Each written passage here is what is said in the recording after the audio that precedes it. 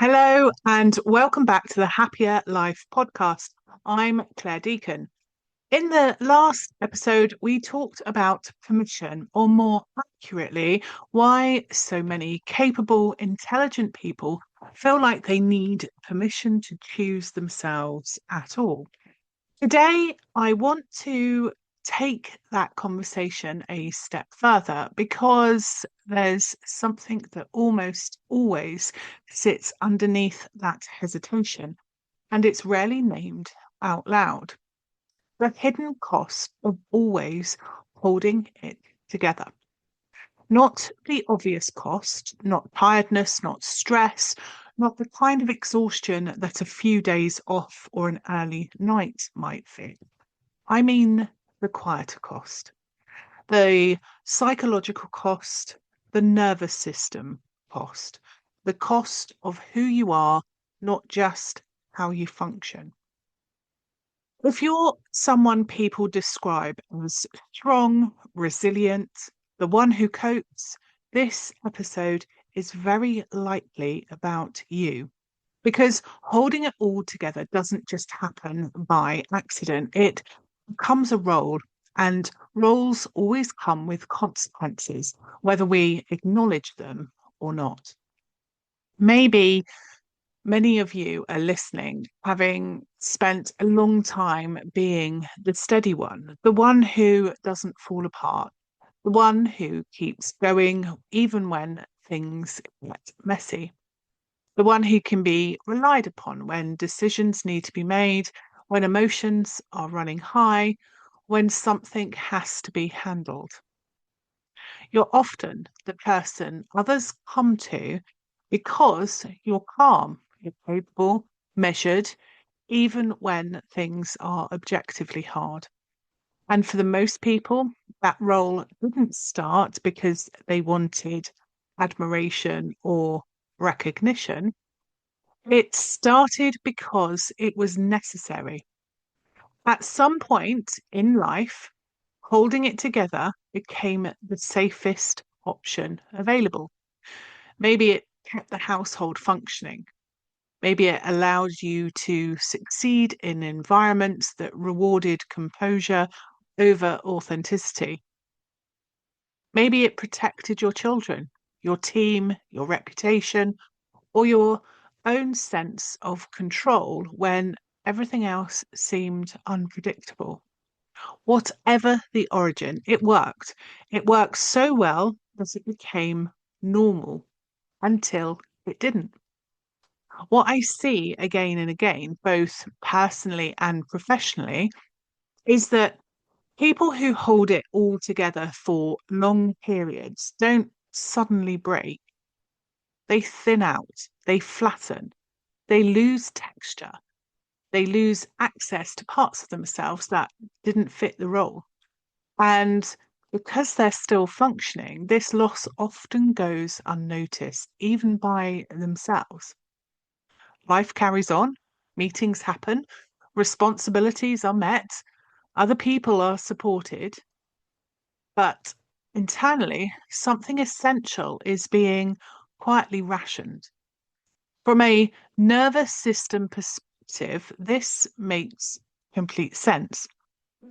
When you are in environments, emotional, relational, professional, where expression feels risky, inconvenient, or simply not allowed, the nervous system adapts by prioritizing containment. Containment is not the same as regulation. Containment is about holding things in so that nothing spills. Regulation is about allowing movement, processing, and recovery. If you've spent years containing emotions, reactions, needs, or uncertainty, your system becomes very good at it. It learns how to suppress, how to override, how to keep things neat and manageable. But what gets contained doesn't disappear, it gets stored. Stored in the body, stored in tension patterns, stored in hypervigilance, stored in a baseline level of effort that becomes so familiar you stop noticing it. This is often where people say things like, I don't feel particularly stressed, but I'm exhausted, or nothing is really wrong, I feel flat, or I can't remember the last time I felt like myself. That's not weakness, that's wear and tear. One of the most misunderstood things about high functioning people is that functioning well is often mistaken for being well. From a positive psychology perspective, well-being is not just about the absence of distress, it's about vitality, meaning, engagement, and psychological flexibility. You can be highly functional and deeply depleted at the same time. You can meet expectations, hit targets, keep everything running, and still be quietly disconnected from your own internal world. In fact, people who hold it together are often the last to notice the cost because self monitoring has been outsourced to performance. As long as things are working, it must be fine. As long as nobody else is struggling, it must be manageable. As long as I'm coping, there's no reason to look any deeper. But coping is not neutral. Coping requires energy. Coping requires inhibition. Coping requires you to override signals that are asking for attention. And over time, that override becomes automatic. This is where identity becomes part of the picture. When you are consistently rewarded, explicitly or implicitly, for being the strong one, the reliable one, the one who doesn't need much, that role becomes more than something you do, it becomes who you are. And once something is embedded in identity, questioning it doesn't feel like a practical adjustment, it feels existential. If I'm not the one who holds it together, then who am I? What happens if I stop? Who carries it then? What do I risk losing? These are not abstract questions, they're lived ones. I know this personally. For a long time, holding it together wasn't a choice for me, it was survival.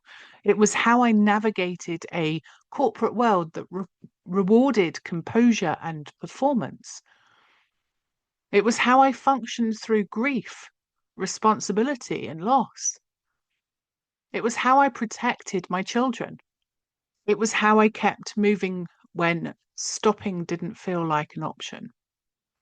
And for a long time, that strength was absolutely necessary.